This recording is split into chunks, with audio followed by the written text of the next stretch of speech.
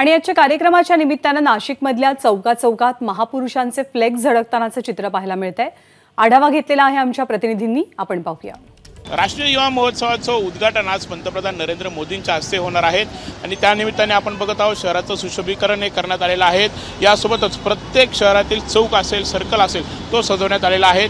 यासोबतच आपण बघितलं तर रात्रीतूनच अशा प्रकारे ठिकठिकाणी कटावे जे लावण्यात आलेले आहेत त्यावरती पंतप्रधान नरेंद्र मोदी, अमित शाह, बाळासाहेब ठाकरे, आनंद दिघे यांची कटाविस्त आहेत। यासोबतच सर्वाधिक चर्चेचा विषय ठरतोय तो म्हणजे स्वातंत्र्यवीर सावरकरांचं हे फ्लेक्स। आपण जर बघितलं तर गेल्या काही महिन्यापासून, वर्षांपासून स्वातंत्र्यवीर सावरकर हा खरं तर राजकारणाचा विषय हा ठरलेला आहे।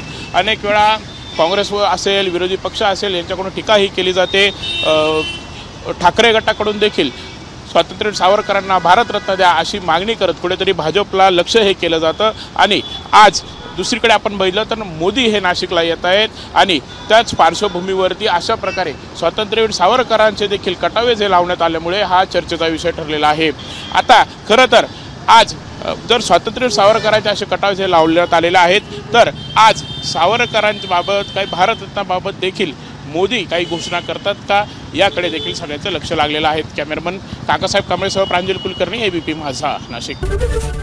एबीपी माझा, उघडा डोळे बघा नीट।